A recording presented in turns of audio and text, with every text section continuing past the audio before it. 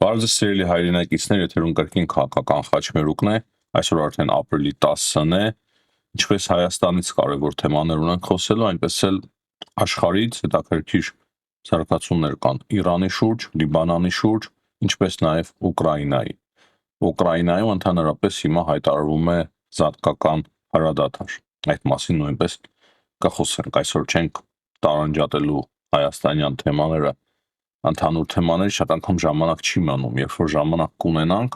եւ կլինեն շատ կարեւոր թեմաներ, ես կփորձեմ անջատ առանձին հաղորդումներ անել Հայաստանի մասով եւ թե ինչ է կատարվում աշխարհում։ Բայց այսօր սովորականի պես իրար ենք միացնելու մեր հաղորդում։ Ուրեմն սկսենք նրանից, երբ սկսենք լայքերից, հետո սկսենք նրանից, որ TRIP ծրագրի մասով շատ կարևոր հայտարարություն է ստացել Ամերիկայի Միացյալ Նահանգների պետքարտուղարությունից, պետքարտուղարության խոսնակից, որը որ պատասխանել է Armen Press-ի հարցին, հետաքրքրության թեման հիմնականում վերաբերվում էր TRIP ծրագրին։ Շատ կարևոր պարզաբանում է, քանի որ մենք հասկանում ենք, որ Armen Press-ը պետական կարևոր լրատվական գործակալություն է եւ այսպիսի հարց ուղղելը նաեւ կարծում եմ ինչ-որ միտեղ կարևոր էր Հայաստանի իշխանությունների համար, որպեսզի հասկանան, թե որքանով առաջնահերթ է մնում TRIP ծրագիրը։ Եվ պատասխանը շատ լավն էր, եւ Ամերիկայի Միացյալ Նահանգների պետքարտուղարությունից հստակ հայտնել են, որ TRIP-ը շարունակում է մնալ Ամերիկայի Միացյալ Նահանգների առաջնահերթություններից մեկը, եւ Հայաստանի Հանրապետությունը համագործակցում Ամերիկայի Միացյալ Նահանգների հետ, ինչպես նաեւ երրորդ երկրների հետ իրականացնելու ուղղությամբ TRIP ծրագիրը։ Դրանից բացի TRIP-ի հարակից պայմանավորվածություններին աջակցելու համար, մեկնարկը տալու համար Ամերիկայի Միացյալ Նահանգները ստանձնել է $145 միլիոն պարտավորություն։ Այսինքն հիմա, որպեսզի այս ծրագիրը մեկնարկի, Ամերիկայի Միացյալ Նահանգները պարտավորվել է հատկացնել $145 միլիոն։ Էլի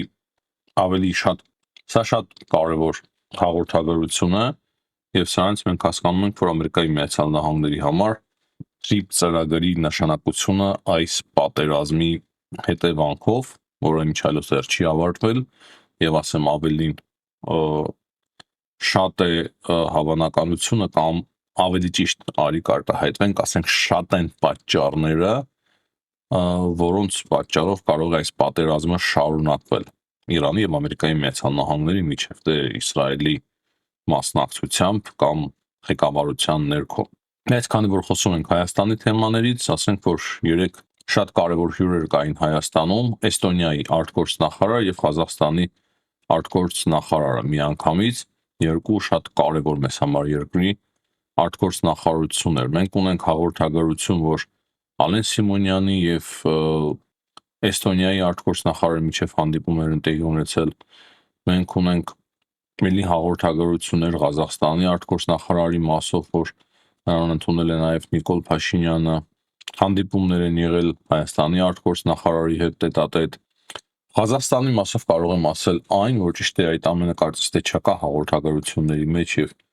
Նիկոլ Փաշինյանին տրված հարց-պատասխանի ժամանակ շատ կոնկրետ չէին հնչում պատասխանները, բայց մենք կարող ենք ենթադրել վստահ, որ միանշանակ հայկական երկաթգծի հարցը հիմնական քննարկման թեմաներից մեկն է եղել։ Ամեն ինչ չէ որ այդ կան բացի, բայց ես կարծում եմ, որ պետք է հանրությանը ներկայացվի։ Ուղղակի մենք պետք է տրամաբանենք եւ հասկանանք, որ դա այդպես է։ Նիկոլ Փաշինյանի հայտարարություններից մենք հասկանում ենք այն, որ քանի քննարկումները դեռ ընթանում են Ռուսաստանի Դաշնության հետ, այս փուլում դերևս Հայաստանի Հանրապետությունը շատ կտրուկ գործողությունների չի դիմում երկաթգծերի մասով, բայց ես հասկանում եմ, որ նաև դա բացառել չենք կարող, քանի որ կգա այն պահը, հավանաբար ընտրություններից հետո, երբ որ ամեն ինչ արդեն ստաբիլանա Հայաստանում եւ Ռուսաստանի Դաշնությունը շարունակի իր այդ դիրքորոշումը ունենալ, ապա կարող է Հայաստանի իշխանությունները անցնել արդեն կտրուկ գործողությունների։ Քանի որ խոսում ենք Հայաստանի արտգործնախարարության հանդիպումների մասին, կարևոր է նաև այստեղ նշել, որ Հայաստանի արտգործնախարարությունը ցավակցել է Լիբանանի ժողովրդին իսրայելական ագրեսիայի կապակցությամբ, ավելի ճիշտ Նետանյահուի ագրեսիայի կապակցությամբ։ Եվ այդ հաղորդագրության մեջ նշվում է, որ մենք մեր ցավակցություններն ենք հայտնում զոհվածների ընտանիքներին եւ մաղթում արագ ապաքինում։ Դրանից բացի հույս է հայտնել Հայաստանի արտգործնախարարությունը, որ լարվածությունը կթուլանա եւ բոլոր ռազմական գործողությունները կդադարեցվեն։ Այստեղից մենք տեսնում ենք, որ Հայաստանի դիրքորոշումը շատ նման է եվրոպական մի շարք երկրների դիրքորոշման, որոնք որ նույնպես պահանջում են եւ ցանկանում են, որ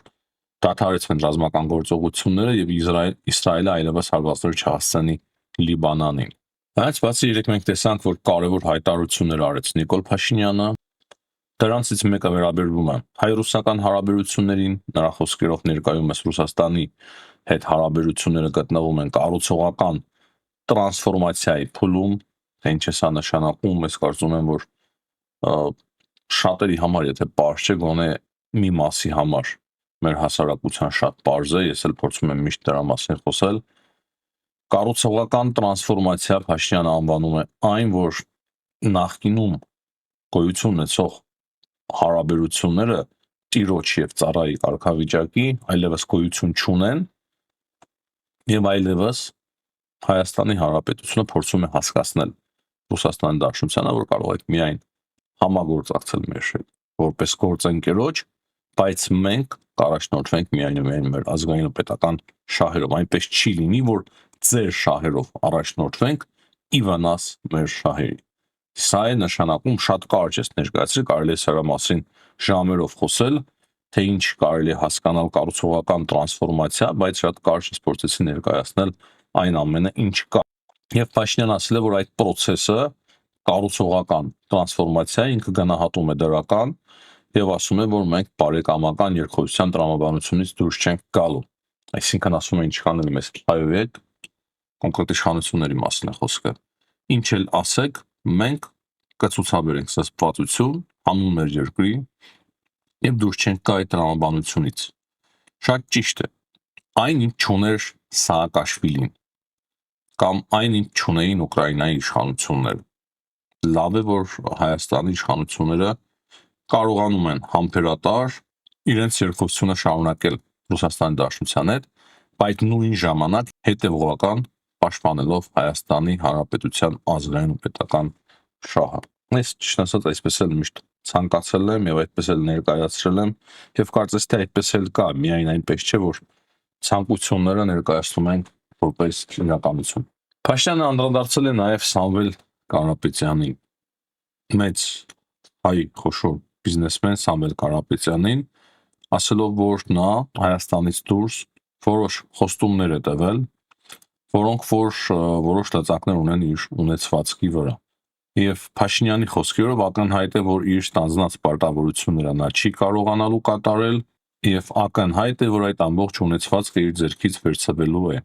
Հետո նա պարզաբանել է, որ խոսքը ոչ թե Հայաստանի Հանրապետության մասին է եւ նա նույնիսկ չի էլ ցանկանում, որ նման բան տեղի ունենա։ Դրանից բացի Փաշինյանը ասել է, որ ինքը ցավում է, եթե նման բան տեղի ունենա, քանի որ որևէ տեղ հայկական կապիտալի համար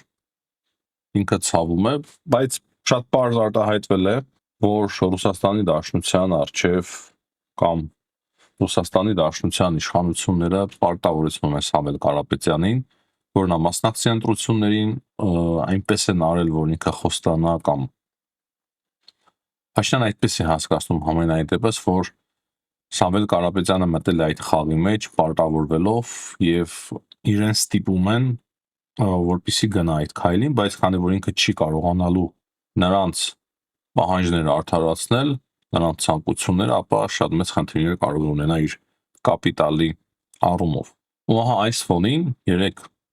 Հայաստանի Հանրապետության մեջ Ռուսաստանի դեսպանը Կապիրկինը այցելել է կենտրոնական ընտրական հանձնաժողով եւ ինչ որ հանդիպումներ այնտեղ անցկացրել։ Ռուսաստանի Դաշնությունը շատ բաց լեկտիաբար իր քիթը խոթում է Հայաստանի ընտրական գործընթացների մեջ։ Պուտինի մակարդակով, Զախարովայի, Լավրովի, տեղելի ովքեր կան, Օվերչուկի եւ հիմա նաեւ դեսպանի մակարդակով հստակ իրենց քիթը խոթում են Հայաստանի ներքին գործերի մեջ, ընտրական գործընթացների մեջ եւ ես համոզված եմ, որ Հայաստանի Հանրապետության հասարակությունը, հայ ժողովուրդը հստակ պատասխան է տալու այդ ամենին։ Եվ եթե նույնիսկ մինչև հիմա տատանվում էր ընտրել Փաշինյանին, թե պրոռուսական տեխնացուներին, դժգոհ լինելով Փաշինյանից, հիմա միանշանակ ես կարծում եմ, որ ավելի պարզ եւ հասկանալի է դառնում բոլորի համար։ Ընտրում ես կամ Ռուսաստանի Դաշնությունը, կամ Հայաստանի Հանրապետության անկախությունը։ Սա արդեն դառնում է հանրակրվե անկախության համար։ Հիմա խոսենք թե ինչ կա Իրանի շուրջ։ Իրանի շուրջ հետաքրքիր զարգացումներ են։ Մակրոնը փաստացի ոչ միայն Մասուդ Փեզեշկյանի հետ է խոսել, երեք մենք ասում ենք, թե Դոնալդ Թրամփի հետ հեռախոսազրույց հաճախակի չի ունենում, բայց Մակրոնը կարողացել է զանգահարել նաև Դոնալդ Թրամփին, այսինքն իր անձնական վերթողմունքը, նեղվածությունը կողքի դնելով, ինքը նաև հեռախոսազրույց է ունեցել Դոնալդ Թրամփի հետ։ Ու ինքը հույս է հայտնել, որ այս հրադադարը կպահպանվի։ Մակրոնը իրոք բավականին կարևոր ջանքեր է գործադրում, որպեսզի այս պատերազմը ավարտվի եւ հրադադարը պահպանվի։ Իսկ Իսրայելը հայտարարում է, որ իրենք կշարունակեն իրենց գործողությունները Բեյրութում, նրանք նաեւ հայտարարում են, որ սպանել են Հեզբոլլահի նոր առաջնորդին, բայց նույն ժամանակ հիմա կարծես թե բանակցություններ կարող է տեղի ունենան Իսրայելի եւ Լիբանանի միջև, որպեսզի այս պատերազմին վերջ տրվի։ Ամերիկայի Միացյալ Նահանգները համենայն դեպս շատ են ակտիվացել եւ գալող շաբաթվա մեջ այդ ամենը կարող է տեղի ունենալ։ Դրանից բացի Լիբանանի մասով մենք ունենք հետաքրքիր տեղեկություն այն մասին, որ վերջապես Լիբանանի վարչապետը կարողացել է հրաման արձակել, որով որ փաստացի իրենք պետք է արգարավեն տարբեր զինված ուժերից, հիմնականում Հեզբոլլահի մասին է խոսքը, զենքերը, դրանց բացի նաև որոշում կա, որպեսզի այդ ուժերին ձերբակալեն։ Հիմա շատ լուրջ կարող է ներքին խնդիրներ նաև առաջանալ Լիբանանում, քանի որ մենք գիտենք, որ Հեզբոլլահը բավականին ամուր է նստած Լիբանանում, չնայած որ Իսրայելը հիմա այդքան հարվածներ հասցրեց բավականին լուրջ ձևի թուլացավ Հեզբոլլահը, բայց այնուամենայնիվ կարող է ներքին ինչ-որ սրացումներ էլ մենք տեսնենք Լիբանանում, սակայն նույն ժամանակ լավ է, որ արդեն կամք ունի Լիբանանի վարչապետը եւ հասկանում է խնդրի հիմքը, որ դա կոնկրետ Հեզբոլլահն եւ փորձում են գործողություններ արդեն իրականացնել ընդդեմ Հեզբոլլահի։ Հակառակ պարագայում Լիբանանը կավիր է Իսրայելը եւ Իսրայելը կգրավի նաեւ Լիբանանից նորանոր տարածքներ։ Բայց այնպես չէ, որ Լիբանանը միայնակ է այս դժվարությունները կիսում, նրան աջակցում է քաղաքակիրթ աշխարհը, այսինքն ոչ թե Հեզբոլլահին, այլ կոնկրետ Լիբանանին։ Երեք էլ շատ կոշտ ձևով Իսրայելի դեսպանը Իտալիայում կանչվել էր արտգործնախարարություն, այն բանից հետո, երբ որ ՄԱԿ-ի խաղապահների նկատմամբ կրակել էին իսրայելացիները, կրակել էր Իսրայելի բանակը, այսինքն բոլոր հարթակներում եվրոպական երկրները հասկացնել են տալիս Իսրայելին, որ ձեր գործողությունները անընդունելի են։ Լիբանանում ձեր գործողությունները անընդունելի են։ Եթե հիմնականում չէին միջամտում Իսրայելի գործողություններին ընդդեմ Իրանի, շատ քիչ էին այդ մասին խոսում, ապա Լիբանանում եւ Գազայում միանշանակ Եվրոպան շատ ավելի սուր է արձագանքում Իսրայելի գործողություններին։ Սուր հայտարարություններ կան նաև Իրանից, Աբբաս Արաքչին, Իրանի արտգործնախարարը ասել է, որ եթե Ամերիկայի Միացյալ Նահանգները ցանկանում է կործանել իր տնտեսությունը, թույլ տալով Նետանյահուին կործանել դիվանագիտությունը, դա նրա անդրոցումը կլինի։ Եվ նրա խոսքերով Իրանը պատրաստ է նաև այդպիսի սցենարի, այսինքն պատրաստ են Փակվայել Հորմուզի նեղուցան։ Դրանից բացի պատասխան նրա, որ Իսրայելը հարված է հասցնում Լիբանանին, Ամերիկայի Միացյալ Նահանգներին ցավացնելու համար, Իրանը 3 հրթիռային հարվածներ է հասցրել Կուվեյթին, բալիստիկ հրթիռային հարված։ Հաղորդվում է, որ հիմնական թիրախները եղել են նավթային ենթակառուցվածքները։ Սաուդյան Արաբիան այդ պատճառով օրական կորցնում է 600,000-ից 700,000 բարել, այսինքն այդ թիրախավորումների պատճառով այդպիսի մեծ վնասներ է պատճառել Իրանը Սաուդյան Արաբիային։ Սակայն այնուամենայնիվ կարծես թե բանակցությունները տեղի կունենան, Իսլամաբադ են արդեն ժամանել։ Իրանի ներկայացուցիչները հիմնականում պատվիրակության կազմում են Իրանի արտգործնախարար Աբբաս Արաքչին, ինչպես նաև խորհրդարանի ղեկավար Գալիբաֆը։ Նախատեսվում է, որ հիմա էլ Ամերիկայի Միացյալ Նահանգների պատվիրակությունն է արդեն մեկնելու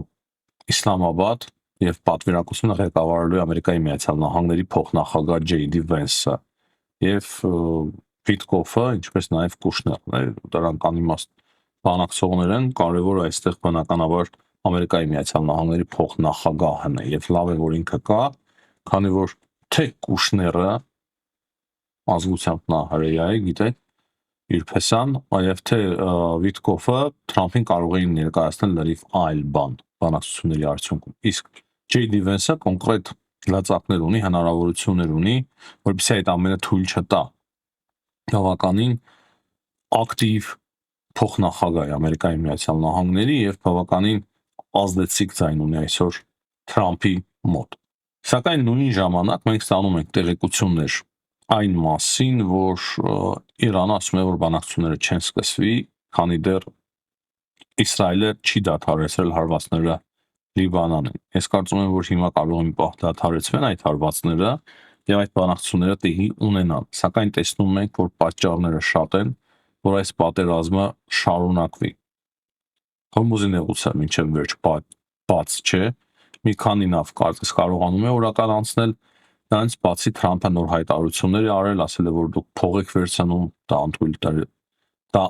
անթույլատրելի է եւ դրանից բացի հստակ սպառնացել է Իրանին, ասելով, որ Իրանը իր պարտավորությունների մասը չի իրականացնում Հորմուզի նեղուցի մասով։ Դրանից բացի ՆԱՏՕ-ից պահանջել է կրկին ՆԱՏՕ-ի երկրներից Թրամփը, որպեսզի 2 օրվա ընթացքում իրեն շատ արագ ներկայացնեն ծրագիր, թե ինչպես են իրենք մասնակցում Հորմուզի նեղուցի անվտանգությունը ապահովելու գործի մեջ։ Ուկրաինայից վերջում կարող եմ ավելացնել, որ Ուկրաինայում հիմա զատկական հրադադար է հայտարարվում, դրա մասին հայտարարեց Ռուսաստանի Դաշնության նախագահ Վլադիմիր Պուտինը 16:00-ից ապրիլի 11-ից մինչև ապրիլի 12-ը լինելու է հրադադար։ Դրան արձագանքեց նաև Ուկրաինան, Զելենսկին նույնպես հրամանստորագրեց հրադադարի մասին։ Իմիջիայլոց ես առաջինը Զելենսկիից էի լսել, որ ինքը ցանկանում է, որպեսզի զատկական հրադադար տեղի ունենա եւ առաջարկում էր ռուսներին, որպեսզի հրադադար լինի այս զատկական տոների կապակցությամբ։ Պեսկովը արդեն ասել է, որ սա որևիցե կերպ չի ազդի բանակցությունների վրա, նաեւ կան որոշ տեղեկություններ, որ Ռուսաստանի բանակցող Կիրիլ Դիմիտրևը գտնվում է Ամերիկայի Միացյալ Նահանգներում բանակցությունների նպատակով, չնայած այս հրադադարը, ինչպես իրենք ասեցի արդեն հայտարարում են, որ կապ չունի բանակցությունների հետ։ Հիմնականում այսքան, սիրելի հայրենակիցներ, հաջողություն եմ մաղթում բոլորին, ցտեսություն, կհանդիպենք։